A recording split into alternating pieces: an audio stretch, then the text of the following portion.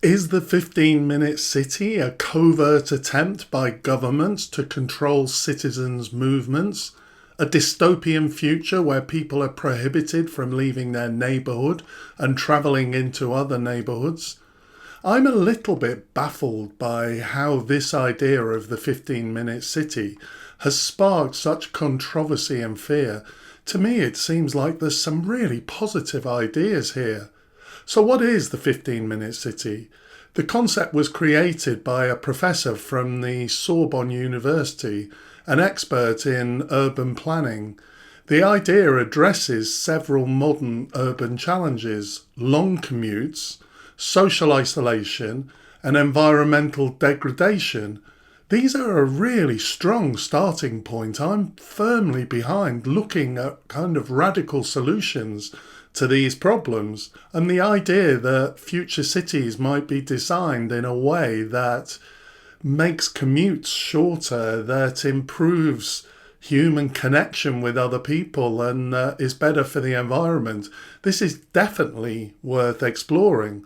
So the idea of the 15-minute city is that cities would be designed in a way that all essential services such as work, education, healthcare, shopping, recreation are within a 15-minute walk or bike ride from each person's home. I think it's a great vision, and it's really been praised for its focus on sustainability and quality of life. At the same time, it's also sparked a lot of controversy. Some people see it as a means of restricting freedom. For me, it's clear that this is not the intention of Professor Moreno, who proposed the idea, but there is a point, I think, that it does have the potential to be abused by an authoritarian government that wanted to control its population. It's not impossible, for example, that some future event could be used as an opportunity to impose COVID-style lockdown restrictions. It's a pessimistic view and not one that I share, but I can see how people may have this fear. Politicians are so untrustworthy, I think. For me, we have no choice but to trust them, but I guess I can understand why others don't. The motivation for this idea was that modern urban life has become overly dominated by cars and long commutes. See my recent off-the-cuff video on this, on the gridlock in Tunbridge Wells where I live. This domination of the car has not only caused a pollution problem, but it also has eroded social connections and individual well-being. Professor Moreno's model was inspired by the rhythms of historical cities, cities where neighbourhoods were often self-sufficient and residents could meet most of their needs close to their home. This vision for a 15-minute city is built on a number of key principles: ecological, sustainability, proximity is really important, solidarity and connection, and participation, community. It envisions neighbourhoods where different functions such as workspaces, homes and green spaces would be integrated to foster local economies, reduce car dependence and improve the quality of life. Moreno's background is in artificial intelligence and robotics, and this led him to see cities as complex systems that should adapt to human needs rather than cars. From comments provided on previous videos I've done, I know that some of you believe we have an absolute right to use cars, and I do respect individual freedom, and therefore I respect that belief. However, as with anything, I think that rights and freedom can legitimately be regulated where they affect other people. If cars are harming the needs of others, I definitely believe that we need to ensure that different peoples, different sections of the population, that the rights are all balanced. Let's take a quick look at the pros and cons of the 15-minute city. We can identify 5 main advantages. Firstly, the reduced carbon footprint. By reducing the need for car travel and promoting walking, cycling and public transport, 15-minute cities can significantly lower carbon emissions. Fewer cars on the road also mean reduced air pollution, noise, and traffic congestion, and so they contribute to a healthier and quieter urban environment. It actually creates a situation that's better for the car drivers because there's less congestion on the road. Secondly, improved quality of life. Living close to work, schools, shops and parks, this allows people to spend less time commuting and more time enjoying their neighbourhoods. The emphasis on proximity fosters stronger local communities and reduces social isolation. Additionally, it promotes active lifestyles, which definitely can help with physical and mental health. Thirdly, economic resilience. By decentralising services and businesses, the 15-minute city model helps local economies flourish. Neighbourhoods are encouraged to become more self-sufficient, offering opportunities for small businesses and local entrepreneurship to thrive. This reduces the vulnerability of cities to economic shocks. Fourth, enhanced social interaction. As people interact more frequently in their local communities, the model fosters social cohesion. Public spaces are designed to encourage meetings, events, and local activities, creating vibrant, socially active neighbourhoods. And fifth, increased urban equity. By providing essential services within the reach of all residents, the 15-minute city aims to make urban life more equitable, giving everyone access to the same services, particularly for those who can't afford long commutes or can't afford to buy a car. In cities with sprawling suburbs, this model really offers the chance to transform underserved areas into more vibrant, self-sufficient communities. Despite its appealing vision, the 15-minute city has had a lot of criticism, and implementing it is not without its challenges. Some may say that it's a bit utopian, and if you watch my videos, you'll know that this doesn't bother me. I'm an optimist. I think we need to be looking for radical solutions. Call me naive, but I just don't accept that we can't change things just because it's difficult. Let's be bold and let's experiment with radical ideas.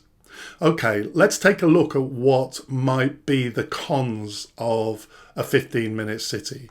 The loudest criticism that's been made is the fear that this is a secret plan for governments to control movements of people between areas. That governments might use this model to monitor and control where people are allowed to go. Now, of course, an authoritarian government can do what it likes, and I do acknowledge that the idea of the 15-minute city could be misused by such a government, but it's not automatic that this would happen. So I don't consider this fear a reason not to look at this excellent idea. The answer to this fear is that we make sure that we don't have an authoritarian government and that we ensure that we have a proper democracy. So there are four main other points that critics have made. First, the risk of exclusion. One of the most significant criticisms, I think, is that the 15-minute city model may unintentionally exacerbate inequalities. Affluent neighbourhoods that already have a strong infrastructure are likely to benefit the most, while poorer areas which lack essential services and amenities may struggle to catch up. And this could deepen the divide between wealthy and disadvantaged communities. Second, cultural and geographic limitations. The model works well in dense, compact cities, so it could work well in some of the major UK cities and towns, but it's harder to implement in sprawling, car-dependent suburban areas, particularly in countries like the United States. Adapting the 15-minute model to such environments would require significant restructuring, including repurposing land use, redevelopment and new infrastructure. Third, resistance to change. Transforming cities to fit the 15-minute model requires altering long-established habits, such as car usage. Many residents may resist changes that restrict car access, or that increase local taxes to fund new infrastructure. And we see this in London with the ULEZ charge and the speed restrictions in certain cities in the UK. It really creates a lot of opposition amongst a certain segment of the population. Additionally, the transformation requires political will and a community buy-in and careful urban planning to avoid unintended consequences. Fourthly, oversimplification of urban life. Some urbanists argue that the 15-minute city oversimplifies the complexities of cities' life. Cities thrive on their diversity, and some critics worry that breaking cities down into smaller, self-sufficient units could reduce the dynamism of urban centres. World-class institutions, theatres, museums and universities, for instance, cannot be replicated at a neighbourhood level. There are already plenty of experiments of the 15-minute city around the world: Paris, Melbourne, Portland, Copenhagen, Barcelona, to name a few. In the UK, perhaps one way forward is to try it in brand new towns. In the UK, we definitely need new housing and new towns and cities. And this offers an ideal opportunity to experiment with the 15-minute city concept. If we try this urban model in newly developed areas, planners can design towns with sustainability and accessibility at their core from the very beginning.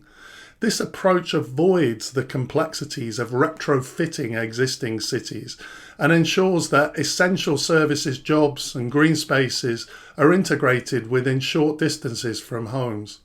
In this way, we wouldn't experiment with the idea by trying to change existing towns and cities. People would have the choice to live in old-style cities or try a new 15-minute city. I would definitely be interested in trying it. If we're going to encourage people to use cars less, we have to provide world-class travel alternatives: trains, buses, trams, cycle lanes, dedicated walking zones. I absolutely don't think we should just impose this on people in existing cities. I must say that overall, I don't think the 15-minute city is just a straightforward one-size-fits-all model. It's almost a methodology. It's a way of thinking. It's a way of kind of approaching the issues. Each town and city will have its own issues and may implement this idea in completely different ways.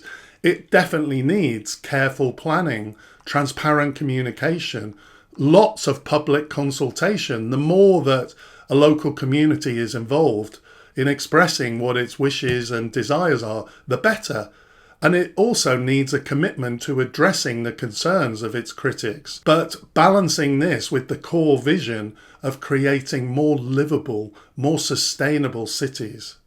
Thanks for watching, and I'll see you next time.